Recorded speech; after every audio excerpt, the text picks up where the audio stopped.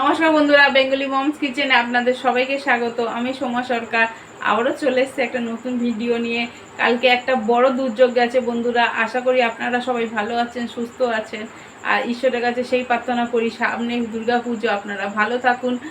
আর আমি আজকে রেসিপিটা বানাচ্ছি চিকেন কন্টিনেন্টাল। তো এটা একটা নতুনত্ব, খুব আমি নতুনই ট্রাই করেছি, তো আপনাদের সাথেও শেয়ার করছি। তাহলে চলুন কীভাবে বানানো হয় দেখে নেওয়া যায়। দেখুন বন্ধুরা, আজকে আমাকে বানানোর জন্য প্রথমে রয়েছে আদা রসুন আর এই যে পেঁয়াজ কুচি রয়েছে, এই যে বোনলেস চিকেন আছে, ডিম আছে, ব্রেড আর আছে এই যে অ্যারারুট আর বেসন। ব্যাস আমার এই উপকরণ দিয়ে হবে। আর তেল, নুন, আর ঝালের জন্য আপনারা ব্যবহার করতে পারেন গোলমরিচের গুঁড়ো বা ব্ল্যাক পেপার, আপনারা এটা ব্যবহার করতে পারেন। তাহলে আমরা একে একে বানিয়ে ফেলি। দেখুন বন্ধুরা, আমি খালি বাটি নিয়েছি এই যে অ্যারারুট আর এটা বেসন। তো আমি একটু একটু করে এই বাটিতে নিয়ে নিলাম। একটু বেসন নিলাম 2 চামচ, আর 2 চামচ নিলাম অ্যারারুট। স্বাদ মতন দিলাম এতে নুন। এবার এই ডিমগুলো আমি ভেঙে দিয়ে দেবো।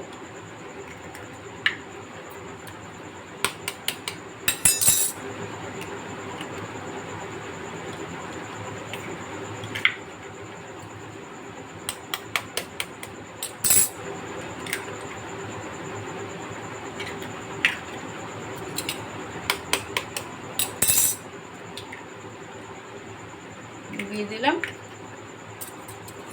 আর ভালো করে আমাকে গুলে নিতে হবে।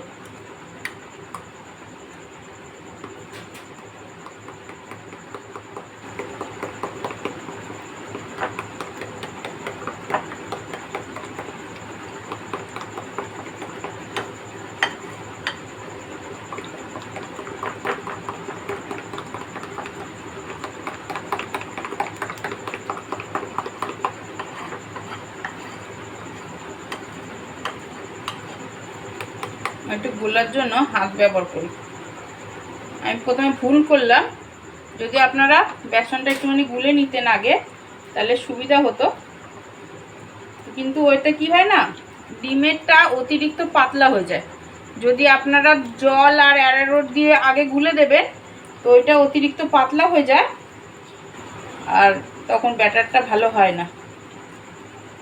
তো আপনারা যদি অসুবিধা হয় প্রথমে আগে অল্প জল দিয়ে গুলে নেবেন আর তারপরে বানাবেন। এমনি করতে করতে এটা বসে যাবে, পুরো গুলে যাবে।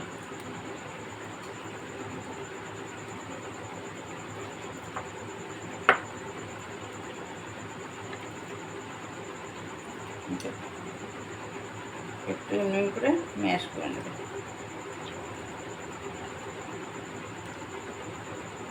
গাটটা হয়েছে, এটা গুলে নিলে হতো না, কোনো ব্যাপার নেই, একটু সময় লাগবে, গুলে যাবে। যতটা পারবেন জলটা ব্যবহার করবেন না, কারণ পরে আমাদের এটা করতে গেলে বেশি পাতলা হয়ে গেলে ডিমের মামলেটটা উঠবে না।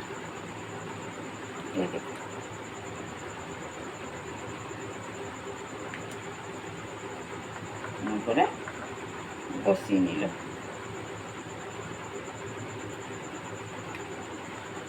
ভিজলে আরো বসে যাবে। ডিমের ব্যাটারটা গোলানো হয়ে গেল, এটা আমি সাইড করে দিই। তারপরে এই বেসন আর অ্যারারুটটাকে একটু নুন দিয়ে দিলাম, নুন দিয়ে ভালো করে গুলে নেব। এটা একটা ব্যাটার তৈরি করে নিই।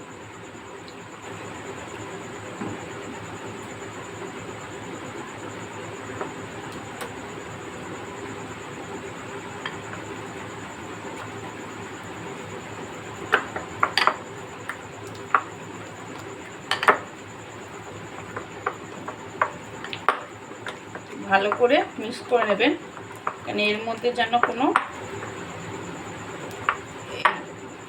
থাকে না। দেখুন, কিন্তু এটা একটু পাতলা হবে।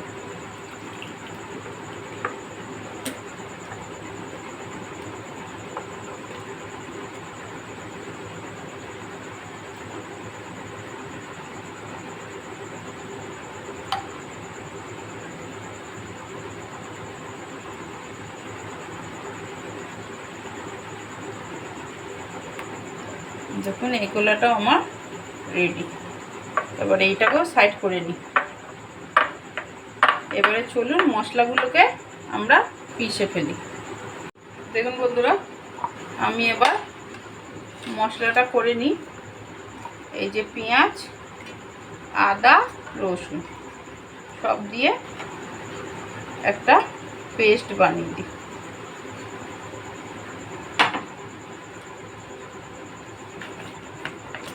একটু জল দিলাম, দিয়ে পেস্ট পিষে নিই। মশলাটা আমার পিষা হয়ে গেছে, ঢেলে নিলাম। এর মধ্যেই এই বোনলেস চিকেনটাকে দিয়ে আমি একবার ঘুরিয়ে নেব। এটা আপনারা কিমাও দিতে পারেন, আমি একটুখানি পিষে নিই, এতে জল ফল দেবো না, শুধু একবার ঘুরিয়ে দিলেই কিন্তু পুরো পেশা হয়ে যাবে। দেখুন আমার চিকেন পেস্টটাও রেডি, তো আমি এটাকেও সাইড করে দেবো। এবার আমার এই ব্রেডগুলোকে স্লাইস স্লাইস করে ছোট ছোট করে কেটে নেব, কারণ আমার এইটাতে লাগবে। আপনারা অনেকে আলু ব্যবহার করে, অনেকে বিস্কুটের গুঁড়ো ব্যবহার করে, তো আমার মতে বলে যে আলু বা বিস্কুটের গুঁড়ো ব্যবহার করার চেয়ে একটু ব্রেডটা যদি বেশি করে দেন, একদম মাখা মাখা হয়ে যাবে। তাহলে বিস্কুটের গুঁড়োটা একটা স্বাদ আলাদা করে দেয় বা আলুর স্বাদ আলাদা করে দেয়। আমরা তো আর ব্যবসা করছি না, আমরা ঘরে বানিয়ে খাচ্ছি, তো যতটা নিজের মতো করে বানানো যায় এর কিন্তু টেস্টটা আরও ভালো হবে। এই জন্য এই দেখুন আমি ব্রেডটাও কেটে নিলাম। এবার কড়াই গরম করে ফেলি। দেখুন বন্ধুরা, আমার কড়াইটা গরম হয়ে গেছে, আমি দিয়ে দিলাম সাদা তেল।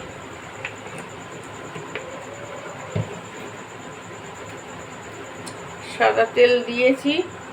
এবার আমার এই যে আদা রসুন পেঁয়াজ যে বেটে রেখেছি সেই মশলাটা দিয়ে দেবো।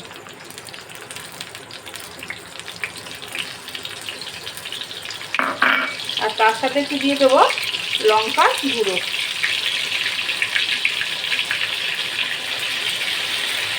অল্পই দিলাম, 1 চামচের মতন। এবার দিয়ে আমি ভালো করে নাড়িয়ে নেব।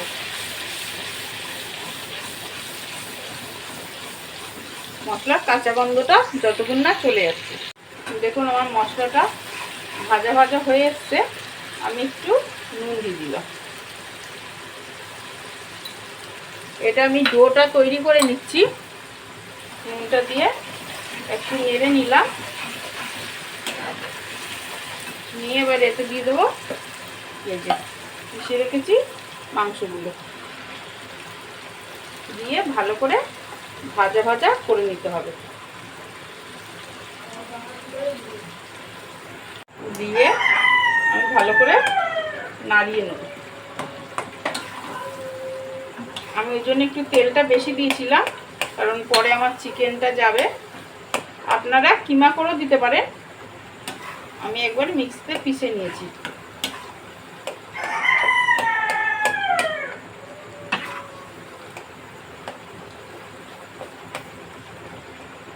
এমনি করে করে একটু ভেজে নেবে,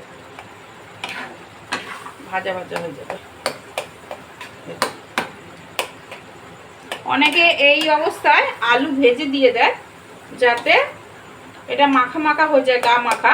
কেন আমাকে তো যেমনি আমরা পাটিসাপটা বানাই সেই টাইপেরই তো বানাতে হয় পুরটাকে। তো ও তখন কি হয়, আলুটাকে ম্যাশ করে দিয়ে দেয়। তো আলু ম্যাশ করে দেওয়া হচ্ছে স্বাদটা একটু অন্যরকম এসে যায়। তো আমার মতে বলে আপনারা যদি মাংসটাকে এমনি পিষে দেবে তো মাংসটার মুখে ফিলটা লাগবে। আর অনেকে বিস্কুটের গুঁড়ো দেবে, তো তার বদলে ব্রেডটা দিলে ওর কিন্তু স্বাদ গন্ধ অনেক আলাদা আসে।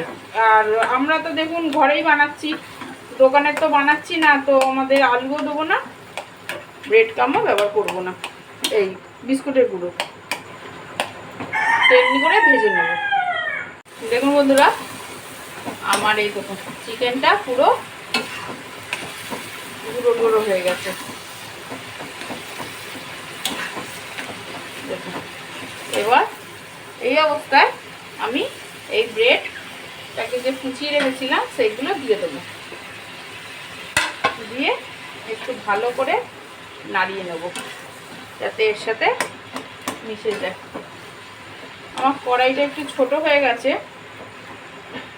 কারণ আমি এই কড়াইতেই বেশি রান্না করি। এটা আমার লোহার কড়াই, সবাই বলে লোহার কড়াইতে খেলে আয়রন হয়, তো বাচ্চাদের তো কিছু খাওয়ানো যায় না আয়রনের জিনিস, যেমনি থোড় আছে, মোছা আছে, হ্যাঁ, তো ওরা তো খেতে চায় না। তো আমি চেষ্টা করি যে লোহার কড়াইটা বানালে যদি একটু আয়রন পাওয়া যায় ওদের। আর আমার কাছে বড় কড়াই নেই লোহার, তো যখন কিনবো তখন দেখাবো। আর ওই জন্য আমি এই ছোটোতেই ব্যবহার করি। দেখুন নাড়িয়ে নিয়েছি, এই ব্রেড পুরো মাংসের জুসটা টেনে নেবে আর পুরো গলে যাবে। তখন একটু ঠান্ডা হলে আপনারা হাত দিয়ে ভালো করে ম্যাশ করে নিতে পারেন, তাহলেই হয়ে যাবে। দেখুন এটা আমার রেডি নামানোর জন্য। এই যে আমার ঠান্ডা হয়ে গেছে স্টাফিংটা, তো আমি ভালো করে হাত দিয়ে ম্যাশ করে নিচ্ছি। এই দেখুন ম্যাশ করে নিয়ে তাহলে কি আমাদের এই দেখুন এমনি করে আমাদের পুর বানাতে হয় পাটিসাপটার মতো। তো এটা করে মুচি করার জন্য রেডি। তাহলে আমি গ্যাসটা জ্বালিয়ে নিই। দেখুন বন্ধুরা, এই যে আমি ডিমটাকে নিয়েছি আর নিয়েছি এই যে গোলমরিচের গুঁড়ো, তো আমি এটাকে ভালো করে নাড়িয়ে দিচ্ছি।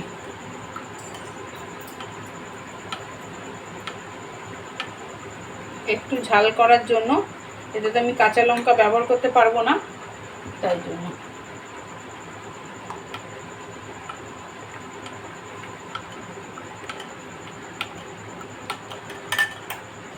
দেখুন আমার তাওয়াটা একদম গরম হয়ে গেছে, তো আমি এতে আগে একটু তেল দিয়ে নিই।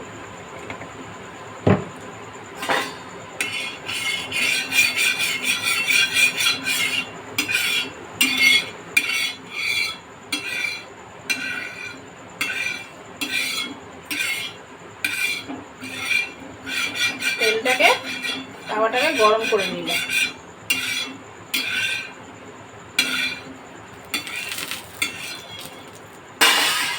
এবার আমি এই যে এক হাতা ডিমের ব্যাটারটাকে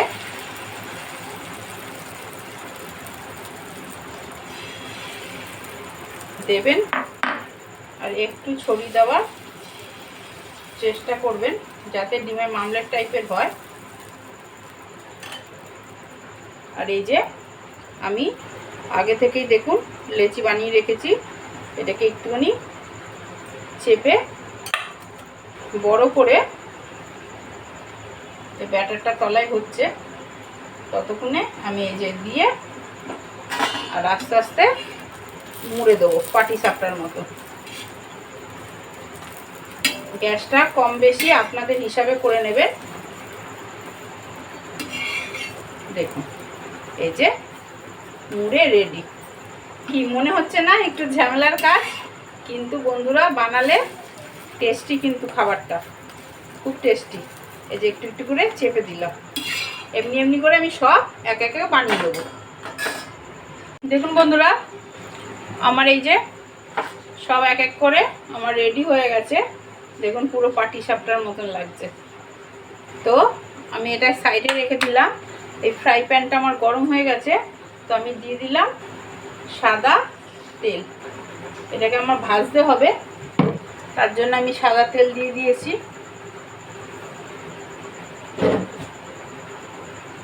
আর এই যে বেসনটা আমার আগে থেকেই গুলিয়ে রেখেছিলাম, সব আগে থেকে জোগাড় করে নিয়েছিলাম, তার জন্য চটজলদি হয়ে যাচ্ছে।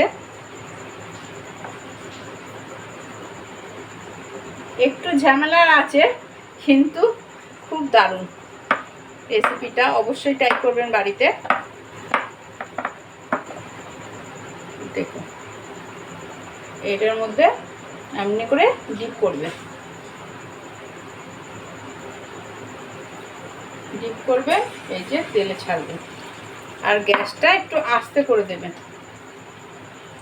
বেশি ভাজতে হবে না, কেন আমার স্টাফিংটাও তো আগেই বানিয়েছি।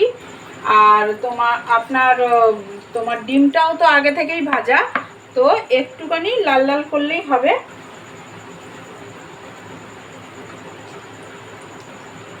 জোরে বেশিটা দেখুন, আমি তো আমার হিসাবে করি, আপনারা আপনাদের হিসাবে করবেন। আমি ছোট ফ্রাই প্যান তো আমি তিনটে করে একটু লাল লাল করে ভেজে নিই।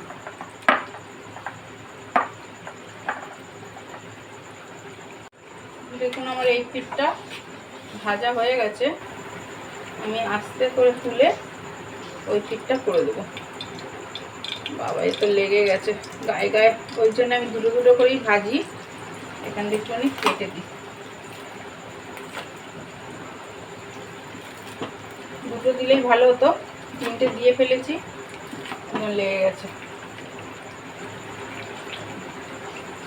ভাজুক তারপরে তুলে নেব, এই পিঠটা ভেজে নিই। দেখুন বন্ধুরা আমার এই দিকেও হয়ে গেছে, এবার তুলে নেওয়ার জন্য এটা রেডি।